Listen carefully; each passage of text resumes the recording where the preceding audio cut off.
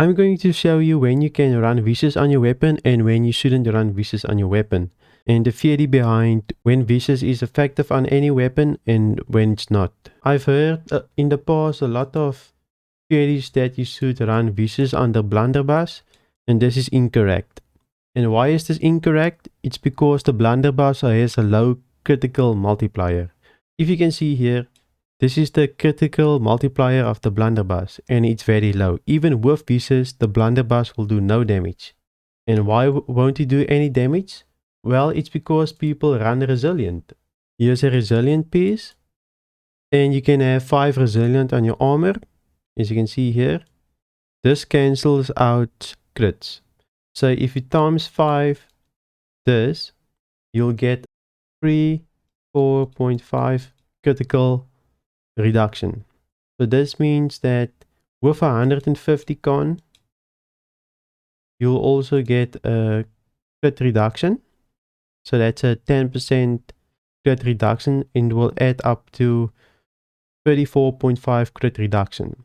And the crit multiplier on the blunderbuss is only 1.15, meaning that you only do a 15% extra crit. And if you add vicious with this, it would be an extra 12%, which will add up to 27%. And if you include even the intelligence perk here, it would add up to 37%, which means that if you minus it with 34.5, you'll only get a 2.5% damage increase on your crits. So this is really ineffective to run any vicious perk on the blunderbuss. What you can do instead is actually run one of these perks. You could run any one of these perks. You can run Enchanted, which increases your damage by 9.8. You can run Flame Attunement, which will increase your fire damage or your overall damage to plus 14%, which is insane. And of course, you can't run these 2 perks since it won't be effective. But on other weapons, you can run this.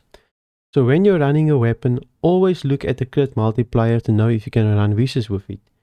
If the crit multiplier in total is lower than 34.5%, don't run vicious with it.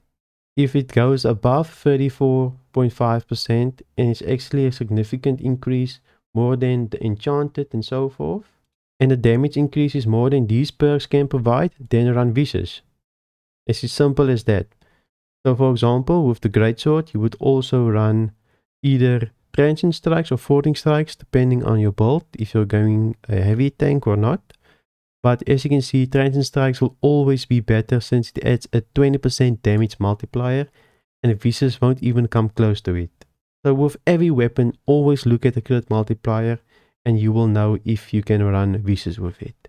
Just to recap, you will always need to look at resilient and the constitution perk to see how much resilient people are running, which most people are running 5 resilient.